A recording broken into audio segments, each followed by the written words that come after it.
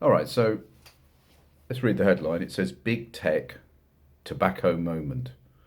Lawyer in $3 million Meta and Google social media addiction case hails verdict as a tipping point. A tipping point. It's the tobacco moment. This is where um, there were damages, I think, totaling 6 million for against Google and against Meta for causing mental harm, serious mental harm to a young person. And this is like the first tobacco case. This is what the guy's saying, that this is where tobacco companies, they were sued for causing lung cancer by one plaintiff, by one person. And then it kind of spread, and in the end, the cigarette companies were put on the back foot. But actually, that court case with the tobacco companies, it didn't really affect the tobacco industry that much.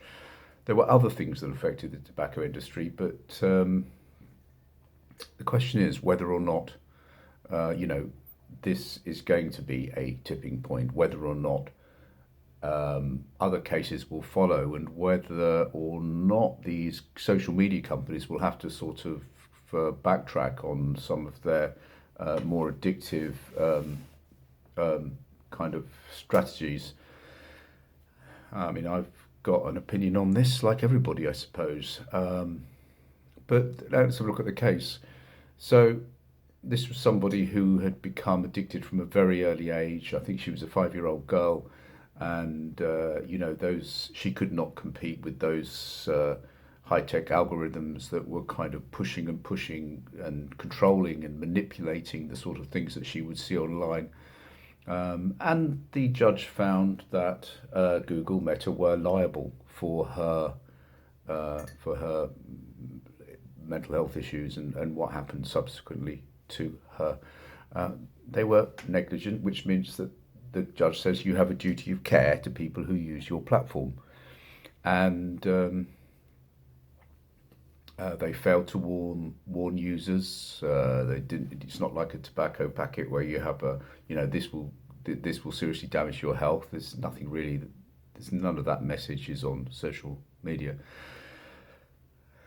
Anyway, they were found guilty and they were ordered to pay about $6 million, which is, you know, a fair amount of money. Of course, it's a drop in the ocean for them, but nevertheless, if other cases were to follow, it could have consequences. The judge mentioned that some of the things was this sort of the power of the algorithm, okay, and the recommendations it was making kind of twisted this girl into a vortex, a deep vortex, which ended up in nothing but pain. The infinite scrolling, as you all know, I do it too. You can get into this scroll thing where you're going through the YouTube or the Instagram or the TikTok, and you get 3 or 4 second bites, and you can't stop it. For all sorts of reasons, and auto playing videos going from one to another. All of these things. If you imagine, if you have a 5-year-old girl and is caught up in that, and she, despite her parents' best wishes, she stays in that mode for 10 years or more or whatever. Now, of course, Meta and Google kind of they deny all responsibility, and they're going to appeal the decision, and they're obviously because they need to try and fight this case because they do not want to set a precedent. Um, and they're saying things like, mental health is complex. It's not just about social media. It's not about this. It's about family, environment, all kinds of stuff they're coming up with. Fair enough. So they're saying that their platform is just one factor among many, which might explain why young people are anxious, depressed, and suicidal, and all the sorts of things that we know about from sociological studies about what's happened to young people over the last 20 years. And anecdotally, we know that educators, teachers, and others have noticed a real problem in the schools now. So kind of we don't nothing really we need that. So anyway, they've been found guilty for failing to protect children, and this kind of there's this idea that this could be the beginning of something, you know. And a lot of people now assume that the government is going to regulate the platforms, and that the companies might redesign the apps, or, ultimately that society will correct course. But it's already started to do that, hasn't it, to some extent? It's already decided that there's going to have to be a pushback against these social media companies. And one example of that is the fact that now there are many countries now have legislation which prevents mobile phone use in schools.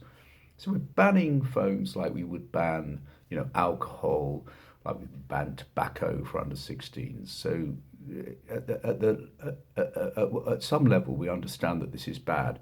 And anecdotally, is there a single parent out there who hasn't had to battle now pretty much constantly with their child over how much time they are flicking through their phone or their tablet or whatever? Certainly, I hear that all the time, and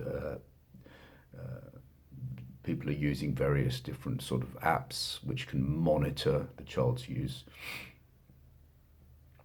But the thing is, though, that this doesn't come in as any surprise, does it? That some judge has looked at the evidence and said, you're harming children, you're damaging children, you're making kids addicted, you're making people addicted, all of us, actually. I mean, there's no reason why we should have a cut-off point at 16 and say that, we must protect them. What about the adults in the room?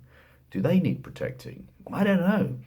As I've said to you on almost every one of the 80 or 100 videos I've done, I feel uncomfortable when I'm out in the park and I see the mothers and fathers with their young children and they're on the phone, or with their dogs and they're on the phone. And it's like the real world, the world of those things which we used to think were the most valuable, our loved ones, our pets, our kids, invisible, except of course when you film them. Then they're not visible. Then you have to boss them around and say, look this way, look this way, look this way. And you take probably thousands of hours of that footage. Do you ever look at it? No, of course you don't. It just gets, where does it get? Stored on the cloud and whatever. Nobody goes through their old phone videos of the 10 seconds you took of the dog playing in the park or the kid, playing on the swings. Anyway, I promised myself I wouldn't rant. Is it going to be the beginning and the end of something? No, we've always known since social media began that there was something sinister, something weird going on. The teachers can't control the classrooms. They have no focus. People, they call it social media, but actually it's not really social, is it? Because social means kind of hanging out with people, really, doesn't it? It doesn't mean, a WhatsApp thumbs up or whatever from a large distance, occasionally, when appropriate. So we know that it's doing harm. So the idea that Meta and Google are kind of now going to fight against further cases is a bit ludicrous, because on the basis of this court judgment, really, and on the basis of what we know, there's hardly a child on planet Earth that couldn't take Meta or Google to court, because they're all damaged from social media. Social media, in some limited form, it's quite fun. But that's like saying, a donut in limited form is very pleasant. The problem is, there's no such thing as a limited form of social media.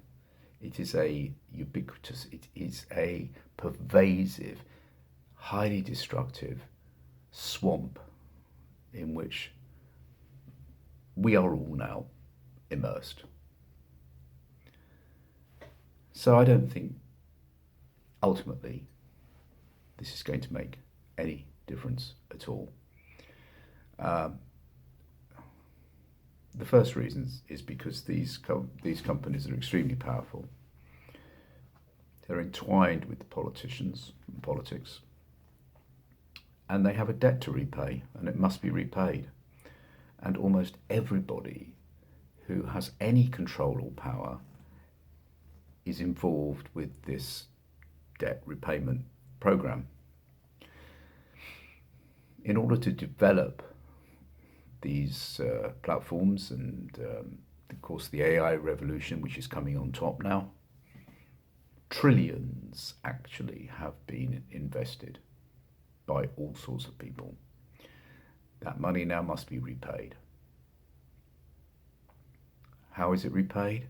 It's repaid by monetizing and optimizing us for monetization in any way possible. I mean, ChatGTP is quite a good example actually, because ChatGTP is a very useful tool. You know, if you think of ChatGTP like having, like Wikipedia or something, like having a set of encyclopedias or, you know, at hand, it's quite a useful tool. However, the truth is that people are now outsourcing their own minds and brains to ChatGTP all of the time for all sorts of different reasons. I know people who are using it for hours every day, like a personal assistant, to do everything for them. Write a letter here, look at this, research that, find this, do that, build me a recipe.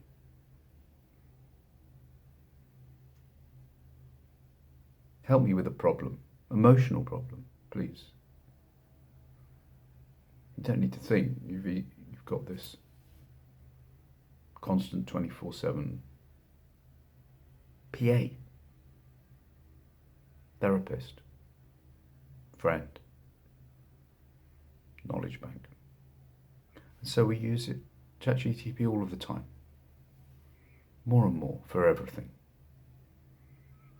until we are completely reliant on it, and that our brains have atrophied to some extent. And then what happens? And you'll see it, is that ChatGTP will then require money for its service, and we will be dependent on it to the point where we will be happy to pay. It's a wonderful classic case of how we are altered, changed, we adapt, and then we're monetized. And that will be just like the tech tax, which is on us all at the moment. There is a tech tax, about €2,500 a year, that we have to pay in technology, subscriptions, channels, and that we can't get around it, because if we don't have, if every member of the family doesn't have mobile phone and mobile phone subscription, then, you know, we can't watch TV without a subscription, we can't do our banking without a subscription, I can't take a bus without a bloody phone. It's all on there, even the bus, my banking. My identity card is on there, digital identity. So, yeah, people think that we're going to maybe start regulating. It's not going to happen. They're too powerful. They need their money back. Technology won't slow down. It will accelerate. There's nothing we can do about it. It's like it's an organic creature which has become part of the ecosystem. You know, it would be like trying to imagine away water or something. These algorithms are designed to maximize our attention, and they can easily do it. They can get around anything. They'll learn from our behavior. If we try and change our behavior, they'll learn from that. They will exploit not only legal loopholes, but they will exploit psychological loopholes.